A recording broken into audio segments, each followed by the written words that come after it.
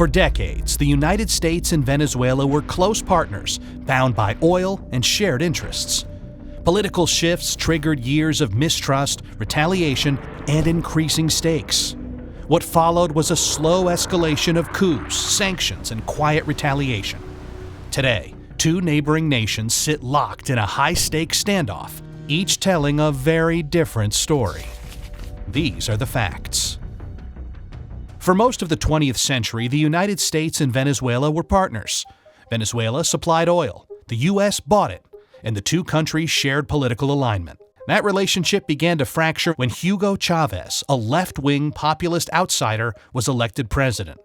Chávez pushed a socialist agenda that directly challenged U.S. interests, including taking control of oil-rich areas in the Orinoco Belt that had been operated by American companies.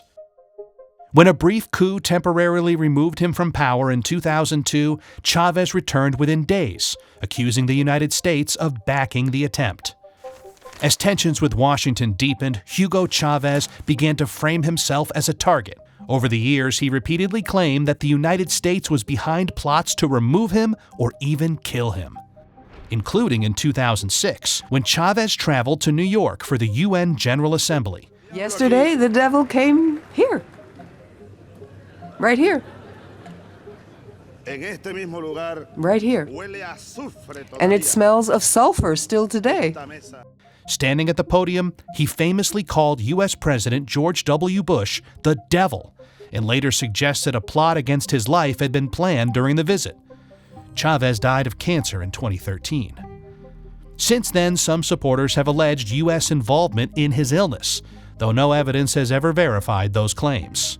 After Hugo Chávez died in 2013, Venezuela entered a period of political uncertainty. Nicolás Maduro was declared president-elect after a disputed contest against opposition leader Enrique Capriles. The result triggered nationwide opposition protests in 2014. Maduro has remained in office since then, winning the 2018 and 2024 elections. However, the United States aligned with the opposition and, since 2019, has refused to recognize Maduro as Venezuela's president, citing allegations that the last two presidential races were neither free nor fair. By the mid-2010s, Venezuela's economy was in free fall. As oil production collapsed, the country's GDP shrank by roughly 40% between 2014 and 2017. Poverty surged from 48% to 82% in just 2 years. The government in Caracas has blamed much of the damage on U.S. sanctions, imposed over alleged human rights abuses, corruption, and anti-democratic actions. The human cost has been massive. According to the UN, 7.7 million Venezuelans have left the country, and about 40% of those who remain face moderate to severe food insecurity. Despite years of political hostility, trade between the U.S. and Venezuela only truly shut down when sanctions were enforced. For decades, and right up until 2019, the United States remained one of Venezuela's largest oil customers and its biggest source of cash from crude sales. Imports collapsed to near zero in early 2019 after the first Trump administration imposed sanctions on Venezuelan oil exports.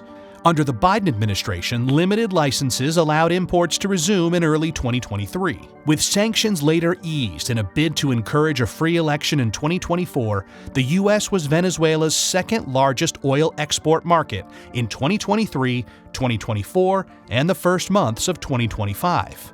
When Donald Trump returned to office in 2025, a new flashpoint emerged. Washington began linking Venezuelan migration to Tren de Aragua, a transnational criminal gang the U.S. designated a foreign terrorist organization. That designation fueled a renewed immigration crackdown. By late December 2025, removal flights had deported 13,656 Venezuelans back to their home country. At the same time, diplomacy continued behind the scenes. In early January 2026, 10 Americans held in Venezuelan custody were released as part of a prisoner swap. Caracas rejected the U.S. framing, insisting its migrants are not criminals. Before dawn on January 3rd, explosions echoed across Caracas. The U.S. carried out airstrikes and a raid that seized President Nicolás Maduro and his wife. They were placed on a U.S. warship and routed to New York to face drug-related charges. Trump said the United States would run Venezuela during a transition and open its oil sector. Vice President Delcy Rodriguez was sworn in as president on January 5th and indicated there would be some cooperation with Washington. Trump said that Rodriguez would pay a big price if she doesn't do what's right. Opposition figure Maria Corina Machado has urged recognition of her bloc as Venezuela's legitimate government. These are the major events that define the US-Venezuela conflict. Now, let's look at the narratives that dominate the conversation. The pro-establishment narrative states Nicolás Maduro's Chavista regime has long spread propaganda and disinformation, both domestically and internationally, to whitewash its crimes.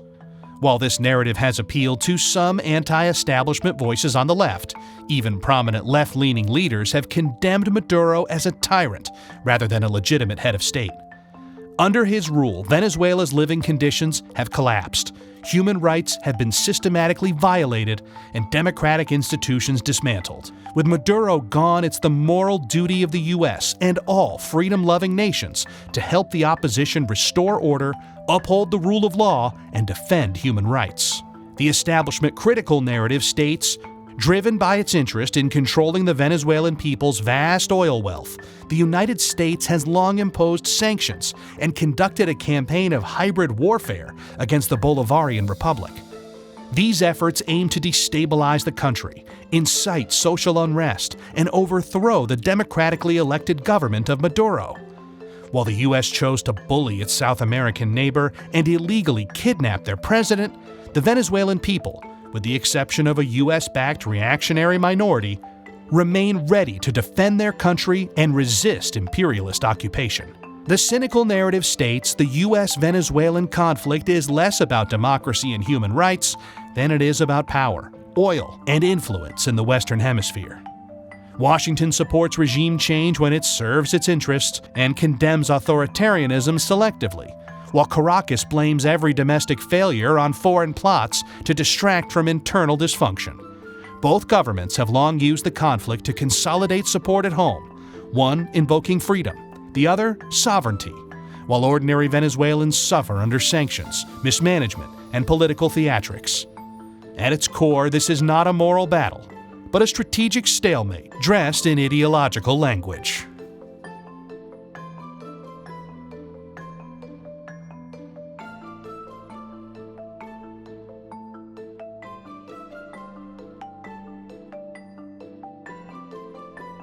Let us know in the comments, and visit verity.news for more of the biggest stories.